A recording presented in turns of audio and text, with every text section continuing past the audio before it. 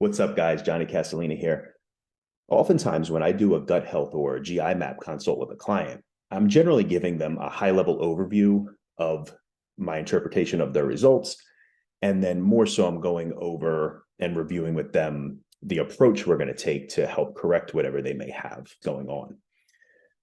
Today, I wanted to give you some more pointed education as it pertains to beneficial commensal microbes, what they do, and how they correlate to the immune system.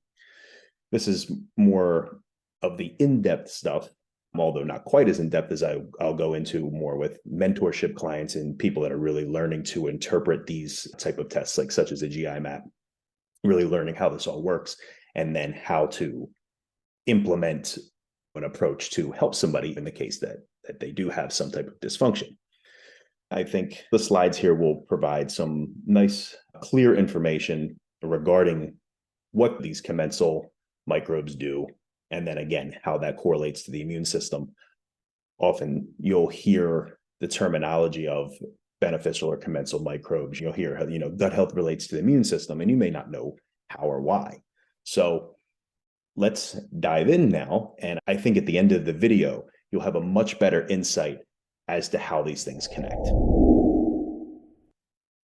So beneficial commensal microbes improve that mucosal barrier function.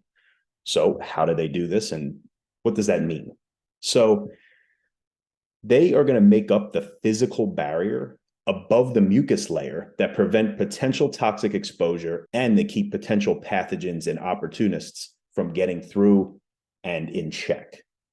They also produce SCFAs, short-chain fatty acids, which improve the mucus layer as well as the tight junction assembly. This ensures there is no intestinal permeability. So the takeaway here is, if an individual were to have low beneficial commensal bacteria, that may lead to decreased mucosal barrier function and increased intestinal permeability, which can make our immune system more vulnerable to potential infections. Next here, we have commensal microbes' relation to modulation of the immune system.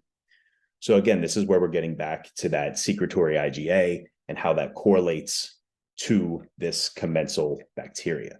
So one thing we want to just note here is that the GI tract is the largest immunological organ in the body.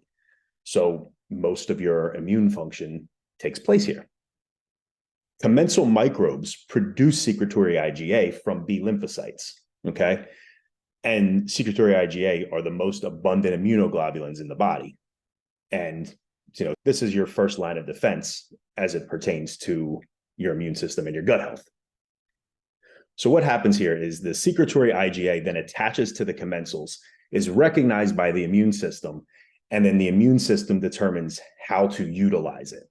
Next up, commensal microbes produce short-chain fatty acids.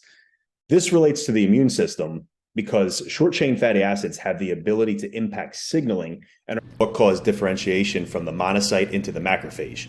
Macrophages are specialized cells, detection, phagocytosis, and destruction of bacteria from other harmful organisms. Commensal beneficial microbes activate dendritic cells, which stimulate the development of T regulatory cells. T regulatory cells control cell-mediated immunity and inflammation. They're going to protect against intracellular infection, protect against pathogens, and activate other immune cells, amongst other things. Next order of business here is commensal microbes, the immune system, and then some other considerations of what they do. Commensal microbes stimulate the production of AMPS, or antimicrobial peptides, and that's going to protect against pathogenic bacteria. They provide fuel for short-chain fatty acids for intestinal epithelial cells, such as butyrate. Commensal microbes assist in vitamin synthesis, such as B vitamins and vitamin K.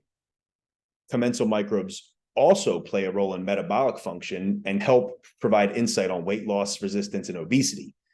This is seen when we look at the bacteriophylla and we look at the Firmicutes and Bacteroidetes ratio. Depending on what that looks like, we can have a really good understanding of how it relates to that metabolic function, pertaining to weight loss, resistance, and obesity. That's a whole different subject, but again, part of this all goes back to the commensal microbes. I hope this gave you some further insight on commensal microbes and how it relates to the immune system. Also, the key takeaway here is how important these commensal microbes are and how they play a role in your immune function as well as your overall function. I look forward to putting out more educational content to help everybody have a better understanding of these very important functions of the body.